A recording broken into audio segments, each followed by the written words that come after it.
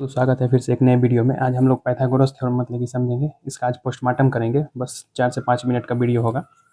आप लोग बस अंत तक देखिएगा कि पाइथागोरस थ्योरम मतलब कि क्या है और इसे मतलब कि कैसे निकालते हैं और कैसे सॉल्व करते हैं। इसका यूज मतलब कि 10th क्लास में होगा ट्रिग्नोमेट्रिक चैप्टर में, तो अंत तक बने रहिएगा। पाइथागोरस थ्योरम मतलब क्या होता है कि एक राइट एंगल ट्रायंगल होता है, जिसका मतलब कि एक एंगल क्या होता है 90 डिग्री होता है। ठीक है, ये एंगल अगर मान के चलिए कि ये अगर इस एंगल के रेफरेंस में अगर बात करते हैं, अगर इस एंगल को थीटा लेते हैं तो इसका सामने वाला जो साइड होगा ना वो क्या होगा, परपेंडिकुलर होगा।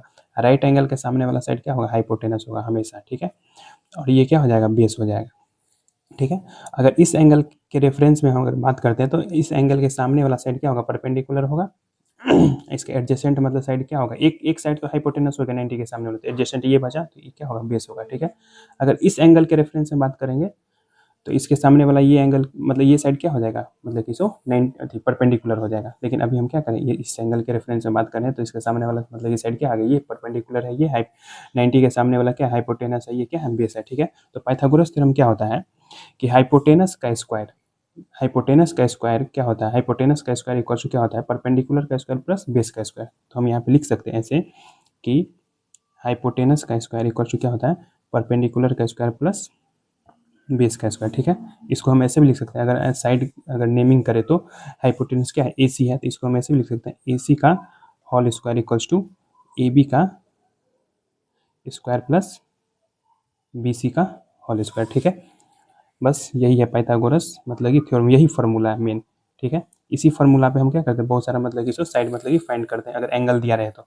जैसे मान के चलिए कि अगर मान के चलिए कि दो साइड दिया रहेगा, अगर परपेंडिकुलर और बेस दिया रहेगा तो हम हाइपोटेनस निकालेंगे। कैसे निकालेंगे इसे, तो हाइपोटेनस बराबर यहाँ पे क्या हो जाएगा, रूट अंडर, अगर स्क्वायर हटेगा तो क्या हो जाएगा, रूट आ जाएगा, तो परपेंडिकुलर का स्क्वायर प्लस बेस का स्क्वायर। ठीक है, अगर जैसे परपेंडिकुलर निकालना है तो परपेंडिकुलर का स्क्वायर बराबर क्या हो जाएगा, हाइपोटेनस का स्क्वायर माइनस बेस का स्क्वायर। तो परपेंडिकुलर बराबर क्या हो जाएगा, रूट अंडर हाइपोटेनस का स्क्वायर माइनस बेस का स्क्वायर। ये क्या हो गया, परपेंडिकुलर हो गया। फिर अगर इसे बेस निकालना है तो क्या हो जाएगा, बेस बराबर क्या हो जाएगा, रूट अंडर हाइपोटेनस का स्क्वायर माइनस परपेंडिकुलर का स्क्वायर। सिंपल है। जैसे एग्जांपल लेते हैं एक, कि जैसे मान के चलिए कि ये एक राइट एंगल ट्रायंगल है।